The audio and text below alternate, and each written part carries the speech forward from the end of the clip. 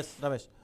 సత్యనారాయణ గారు చెప్పండి. అంటే ఒక్కసారి ఫుడ్ పాయిజనింగ్ కనుక జరిగితే ఫ్యూచర్లో దీని ప్రభావం ఎంతవరకు ఉంటుంది అసలు?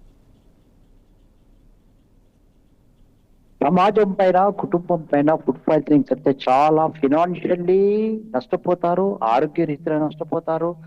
రెండవది ఏంటంటే మనము ఇవన్నిటిని కంట్రోల్ చేయాలంటే my advice is think the health education.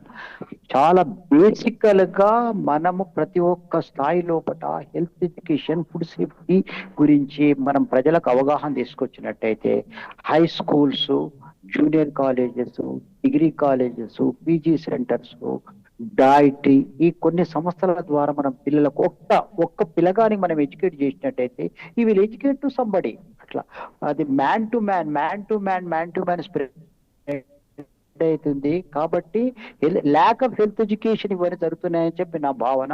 కాబట్టి మనం అయ్యేంత వరకు బయట తినొద్దు అని అంటే వాళ్లకు సరి అయిన అవగాహన కల్పించిన నాడే బయట ఫుడ్కు ప్రియారిటీ ఇవ్వరు. కాబట్టి మనం హెల్త్ ఎడ్యుకేషన్ ప్రియారిటీ ఇచ్చి ప్రజల్లో చైతన్యం తీసుకురావాల్సిన బాధ్యత ప్రతి ఒక్కరి పైన ఉందని చెప్పి నేను భావిస్తున్నాను.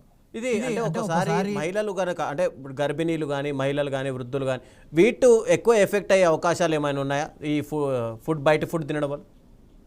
Yeah every part of the body పైన ఒక పాయిజన్ ఎఫెక్ట్ పడుతుంది. అది బాహ్యనాడి, peripheral nerve system, central nerve system, కండరాల పైన, బ్రెయిన్ పైన, వే ఆఫ్ థింకింగ్ పైన, ప్రతి ఒక్క every part of the body effect పడుతుంది. కాబట్టి ఎందుకు పడుతుంది అనే యొక్క విషయం పైన మనం ఎడ్యుకేట్ చేసినట్టయితే వాళ్ళ యొక్క సేఫ్టీ మెజర్మెంట్స్ తీసుకొని వాళ్ళు సంరక్షించబడతారు, వాళ్ళ కుటుంబాన్ని సంరక్షణ చేసుకుంటారని చెప్పి నేను భావిస్తున్నాను.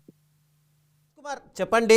ముఖ్యంగా అంటే ఒక హోటల్ పెట్టాలంటే హోటల్ కోసము పర్మిషన్ తీసుకుంటారు జిహెచ్ఎంసీ కానీ, లేదంటే అక్కడ